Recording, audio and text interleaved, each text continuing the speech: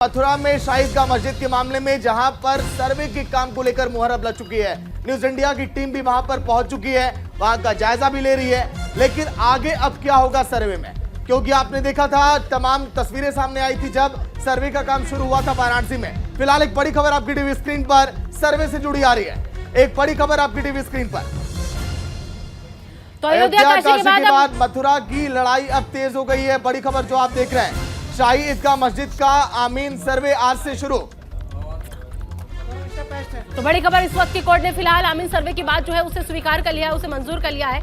हिंदू सेना ने बाकायदा इसके लिए अपील की थी। अयोध्या काशी के बाद अब मथुरा की लड़ाई जो है वो तेज होती नजर आ रही है। तो अपील की गई थी अयोध्या के शाही ईदगाह मस्जिद का आमीन सर्वे जो है वो कराया जाए, लेकिन वो सर्वे आज से शुरू हो चुका है क्योंकि कोर्ट ने आमीन सर्वे की बात को स्वीकार कर लिया है, मंजूर कर लिया है। तो जो हिंदू सेना लगातार अपील कर रही थी कि सर्वे कराया जाए, अब कोर्ट ने उसी सर्वे की बात को स्वीकार करते हुए आज से इस सर्वे की शुरुआत जो है वो हो चुकी है। सर्वे का आगाज हो चुका है। शाही ईदगाह मस्जिद का आमीन सर्वे आज से शुरू। नीतू बिल्कुल, तो क्या ज्ञानव्यापी के तर्ज पर ये सर्वे होगा, ये सवाल उठ रहा है। और इसके साथ ही साथ आपको बता दें क्योंकि 20 जनवरी तक का वक्त दिया गया है, 20 जनवरी तक ही रिपोर्ट सौंपनी है कि आखिर सर्वे में किस तरह से क्या जांच पड़ताल की गई है। तो ये बड़ी बातें हम आपको बता रहे हैं लगातार कि मथुरा में आज से सर्वे का काम शुरू हो गया है। मेरे सहयोगी गौरव भी वहां पर मौजूद है, उनके पास भी चलेंगे कि सर्वे किस तरह से हो रहा है और सर्वे को लेकर आगे क्या कुछ कहा जा रहा है।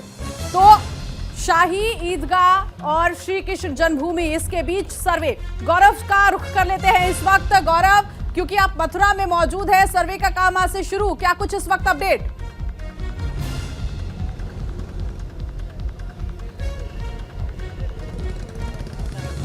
गौरव, आवाज मिल रही है आपको मेरी?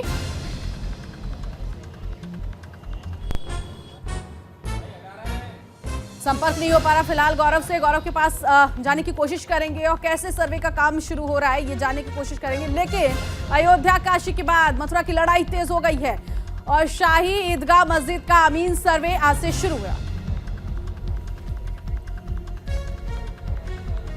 तो दरअसल इस सर्वे की मांग लगातार की जा रही थी। हिंदू सेना ने बाकायदा अपील की थी इस मांग के लिए, लेकिन ये विवाद जो है आखिर कितना पुराना है आइए वो हम आपको समझा देते हैं। शाही ईदगाह मस्जिद श्री कृष्ण जन्मभूमि मंदिर से जो है वो बिल्कुल सटी हुई है। दोनों एक साथ मिलकर बने हुए हैं, एक साथ एक ही दीवार का बस फासला है इन जगह पर। श्री कृष्ण जन्मस्थान सेवा संस्थान ने ईदगाह ट्रस्ट के साथ एक समझौता जो था वो बाकायदा किया था। तो जो पुराना विवाद जिस पर चला आ रहा है वो इस समझौते को लेकर के ही दरअसल फिर से उजागर हुआ है। 12 अक्टूबर 1968 को ये समझौता किया गया था, मतलब इतने साल पुराना ये विवाद है। 1967 को बाकायदा दोनों पार्टियों में समझौता जो था वो हुआ था।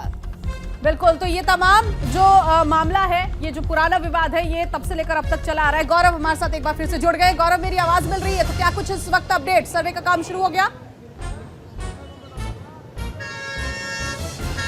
बिल्कुल, देखिए अगर बात करें आज सुबह से ही तमाम लोगों की जो निगाहें थी वो मथुरा थी, क्योंकि अयोध्या और काशी की अगर हम बात करें तो दो बड़े एजेंडे थे तमाम हिंदू संगठनों के, वो लगभग निपट चुके हैं। लेकिन अगर बात करें मथुरा की तो मथुरा पर अब सबकी निगाहें हैं।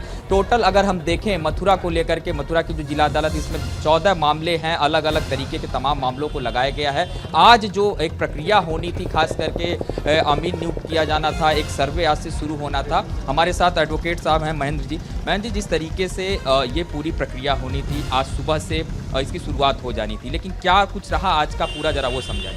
देखिए, असल में क्या है कि माननीय न्यायालय के द्वारा एक आदेश किया गया 8 तारीख को, और उसमें ये आदेश किया गया कि वहाँ पर कोर्ट अमीन जाएगा। कोर्ट अमीन जो होता है वो वस्तु स्थिति को देखता है, जो प्रॉपर्टी उसकी डायमेंशन होती है, उसका नक्शा नजरी बनता है, उसकी साइट प्लान बना के लाता है। तो ये आदेश माननीय न्यायालय के द्वारा किया गया था और आज उसमें आगे प्रोसीडिंग बढ़नी थी, लेकिन आज कंडोलेंस की वजह से कार्रवाई नहीं हो पाई है। लेकिन शाही ईदगाह पक्ष के लोगों ने आज एक एप्लीकेशन दी है कि उस ऑर्डर को रिकॉल किया जाए, मतलब एक्स पार्टी ऑर्डर हो गया था, उस ऑर्डर को निरस्त करके पहले उनको सुना जाए और उसके बाद ऑर्डर किया जाए। इस तरह का उन्होंने एक एप्लीकेशन माननीय न्यायालय में दी है और न्यायालय ने उसको रिजर्व कर दिया। आप लोग मानते हैं कि इसका प्रभाव पड़ेगा जो ये आज अपील की गई? इस प्रार्थना पत्र का कोई प्रभाव नहीं पड़ेगा। उन्होंने अपने पक्ष रखे हैं, ऑनरेबल हाई कोर्ट की रूलिंग, सुप्रीम कोर्ट की रूलिंग्स उन्होंने दी हैं। लेकिन मेरा ये कहना है कि अगर कोर्ट अमीन मौके पर जाता है और वहाँ का डायमेंशन होता है तो इसमें दिक्कत क्या है उनको?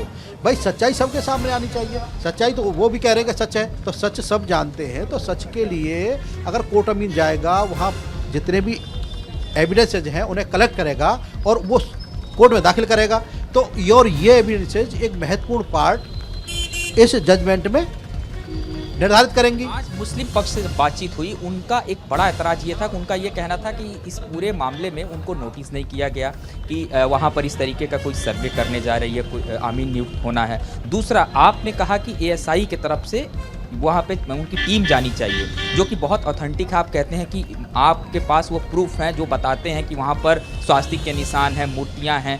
ये किस तरीके का है पूरा? देखिए, ऐसा कोई आवश्यक नहीं है कि कोर्ट का अपना विवेक है। कोर्ट अपने विवेक से जो भी निर्णय चाहे कर सकती है, तो इसमें CPC का एक प्रोविजन ठीक है। है गौरव, जो हिंदू सेना की अपील थी उसके तहत आज सर्वे का आगाज जो है वो हो चुका है। बहुत बहुत शुक्रिया गौरव इस तमाम जानकारी के लिए आपका। लेकिन इस पूरे मामले में जो मुस्लिम पक्ष है, दरअसल मुस्लिम पक्ष ये कह रहा है कि जो जिस सर्वे का आज से शुरुआत हुई है, जिस सर्वे को आज से मंजूरी दी गई है, उस सर्वे के बारे में उन्हें कोई भी नोटिस नहीं दिया गया। उन्हें इस बात की कोई जानकारी नहीं थी कि आज इस तरीके का सर्वे जो है वो शुरू हो रहा है।